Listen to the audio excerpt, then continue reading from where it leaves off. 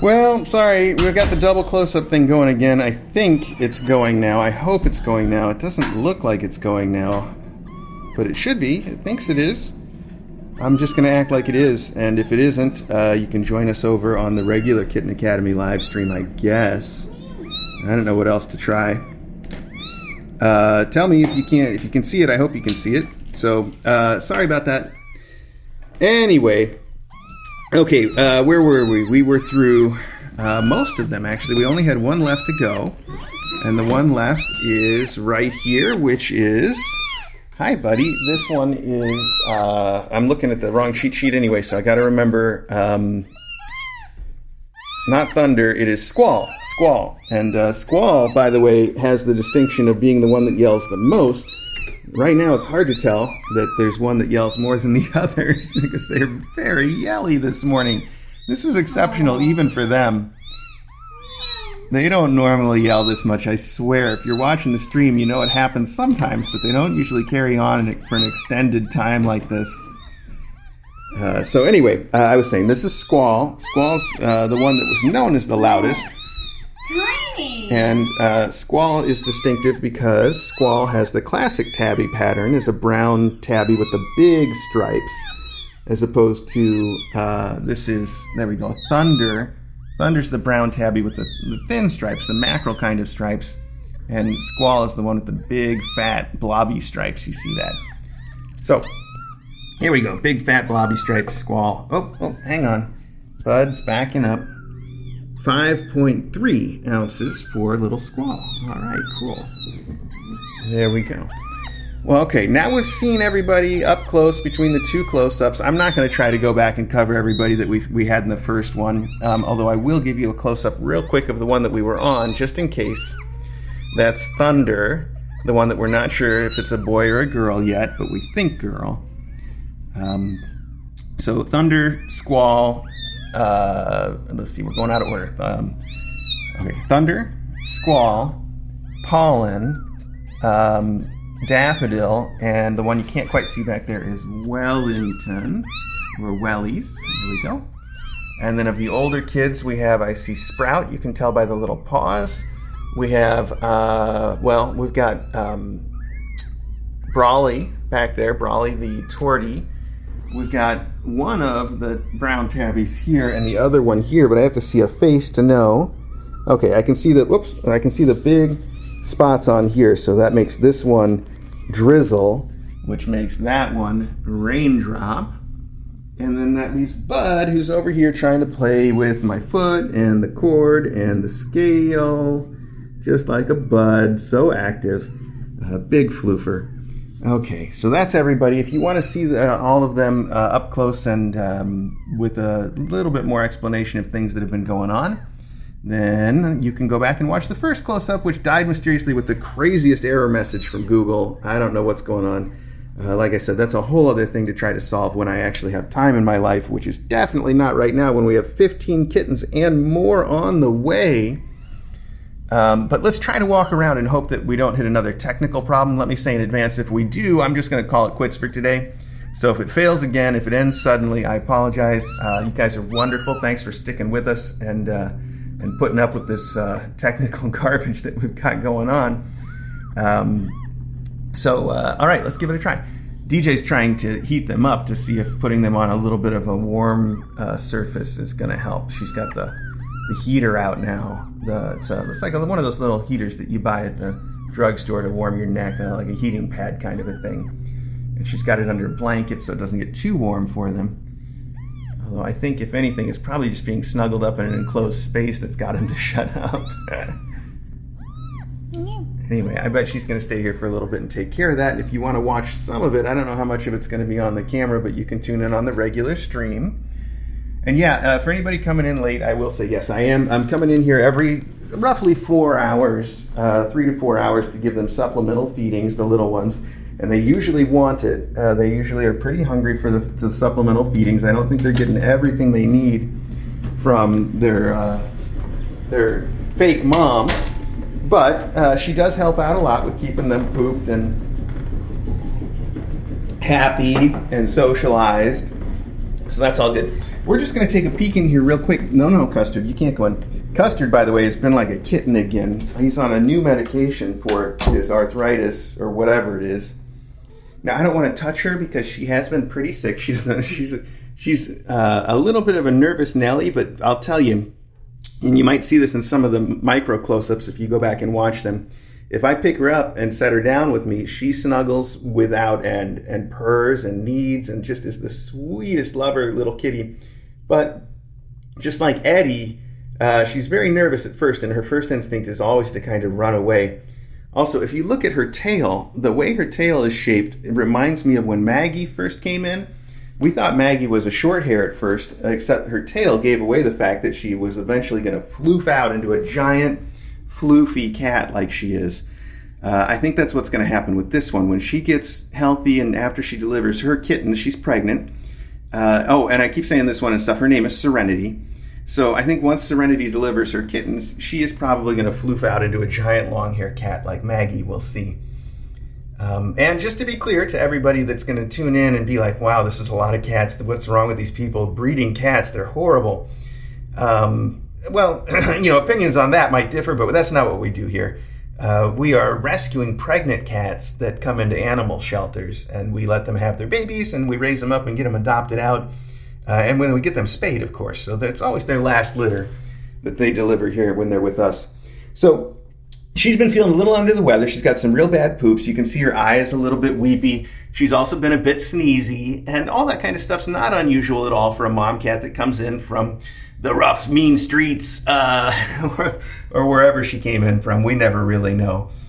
Not unusual stuff. So we're treating her, we're giving her a little bit of eye meds, we're giving her a couple different dewormers, and if those don't do it, we'll take her in and see about doing even more with the vet who has been informed of all of it.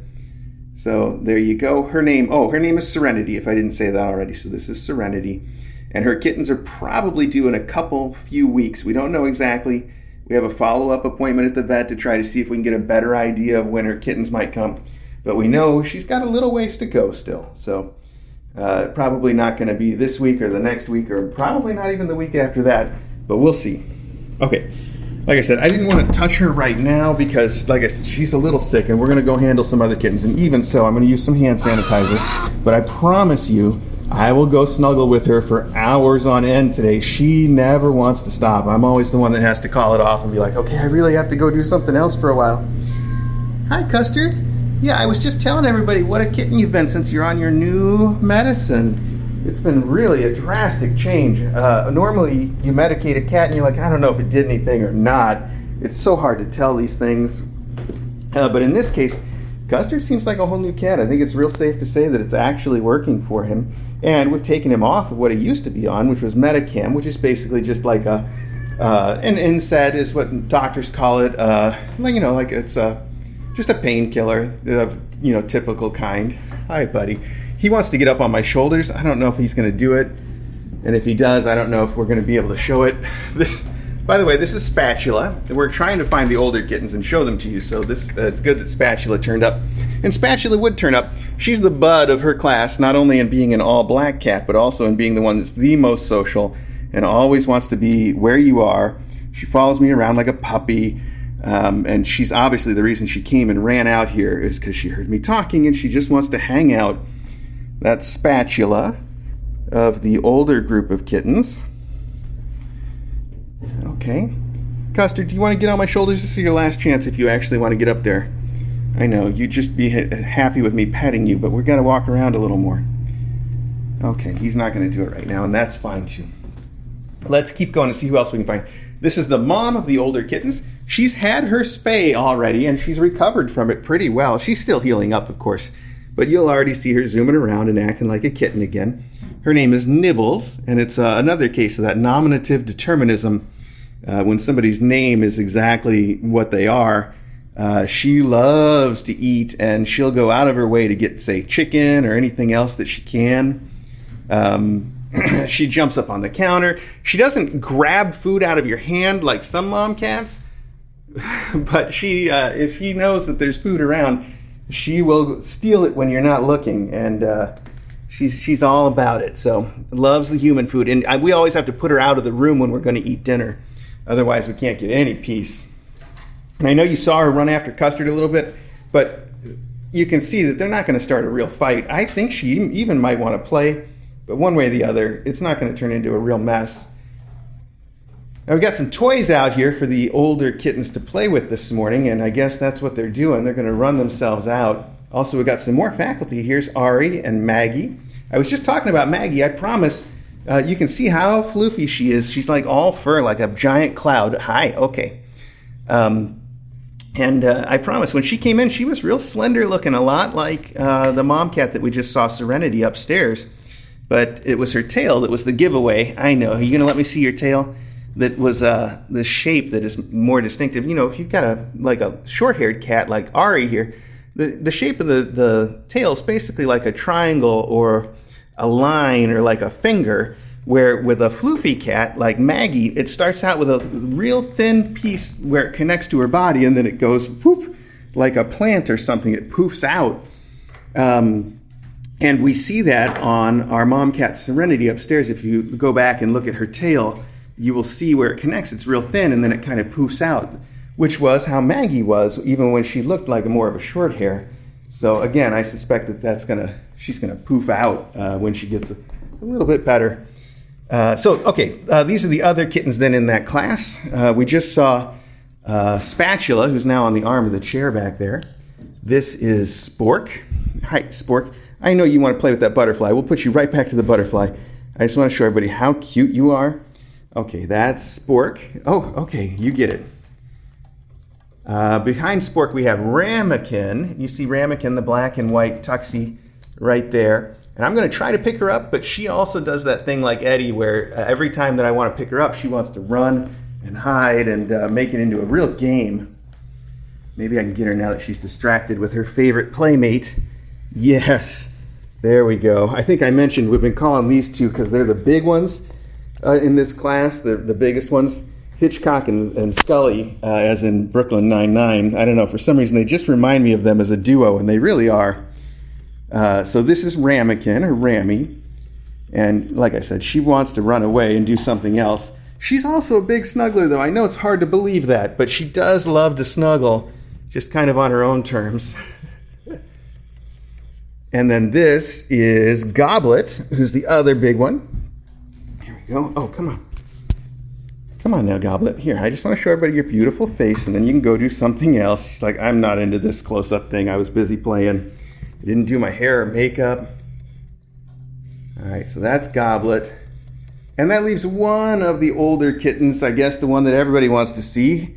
Teaspoon there on his green screen. Hey, buddy.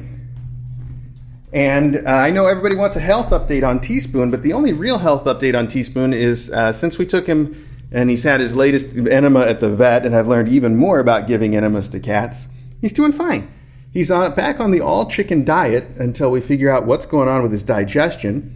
And we've got a follow-up with his cardiologist about his enlarged heart, but not until the 23rd. So we're basically just waiting to see what happens. And until then, he is a big, growing, happy, active cat. And every day he learns to do more and catches up more with his brothers and sisters, climbing and playing and just being a kitten. So he doesn't know anything weird's going on. He's just being a big old teaspoon. He is getting very big, though. I never thought he was going to grow up. And now he is very heavy, which is good. We love to see it. And I think that says good things about that visit that's coming up on the 23rd, which was really the purpose of the visit on the 23rd is to decide whether or not he's moving in the right direction of growing out of or maybe growing into the enlarged heart. Where is it going to be something that he just grows up and it's fine? Or is it going to be something that needs some treatment? And we're hoping, it's a little early, but we're hoping that on the 23rd, the cardiologist will be able to make that determination, even though we wouldn't do anything about it still. He's probably going to have to be older than 6 months, maybe even as old as a year before we can think about actually doing anything. So that may end up being something that's up to his adopter ultimately, but we do like to know what's going on. You know, we don't want to surprise anybody with a kitten if we know that there's something up. We do everything we can to take care of it. And if he ends up waiting a year for his adopter, then we'll take care of that too. If it's that, it could, I don't know. Again, I don't know what's going to happen. I don't know how long it's going to take. That's all up to the cardiologist. He could say, we can get this done today. I seriously doubt that would happen. He could say, we'll get it done in 6 months, you know. We could say there's nothing to do. He's fine, or fine enough, you know. Who knows? So that's that. I think that's all the news. You know, just the fact that I'm sorry about the tech stuff. I have no time to work on it right now with 15 kittens and more on the way. I am stretched a little thin. What's that quote from the Hobbit that I love so much about being not enough butter spread over too much bread? Something like that. That's one of the best quotes. It's right at the beginning of one of those books too, so you don't even have to read very much to get to it. Anyway, that's how I feel, and I don't even have the one ring. But it's, you know, it's temporary. It won't be that way for long, and then we'll get, you know, these kittens will soon be old enough to adopt, and then things, you know, eventually they're going to calm down a little bit more. Until then, I hope that you get a chance to watch on the regular Kitten Academy live stream. There's no real reason why there shouldn't always be something interesting to see there with 15 kittens in the house and our three mom cats. The 5 faculty, and of course me and DJ once in a while. So there you have it. Thank you guys so much for tuning into this close-up. My real goal here was just to make sure that everybody got to see all the kittens up close so we can kind of keep a track on their progress and how they're growing up. And they're growing up very well. So I guess that's about it.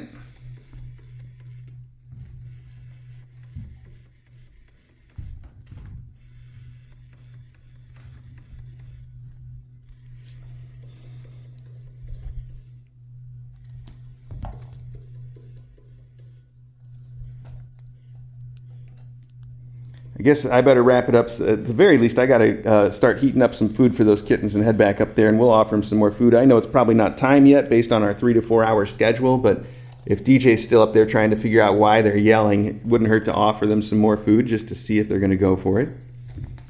So I think that's probably what I'll end up doing now, and then got to spend time with all the kittens, make sure that they all get properly socialized. So you'll probably see some of me on the Kitten Academy live stream. Of course, I also told DJ that we want to take the medium kittens and have them come out to the spa to hang out with us for a little while. And if that happens, that probably, look at this guy, Rammy.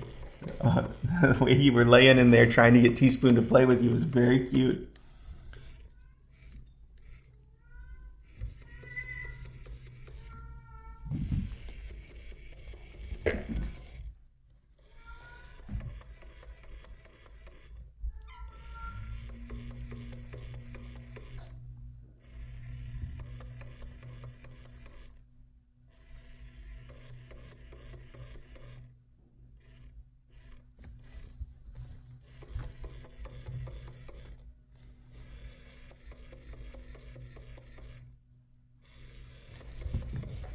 There we go.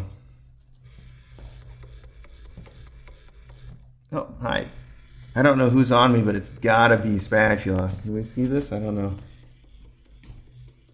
I can't tell where I'm holding the camera either. Oh, hi, Spatula. Okay, that's gotta be you, right? I can't quite see except a black shape. Hi. Oh, hi. Oh, hi. Yes, okay. Gosh, I hope you can see that. She's trying to flop on me. Oh, aha, I caught her. Can you believe that? I caught her with my one hand.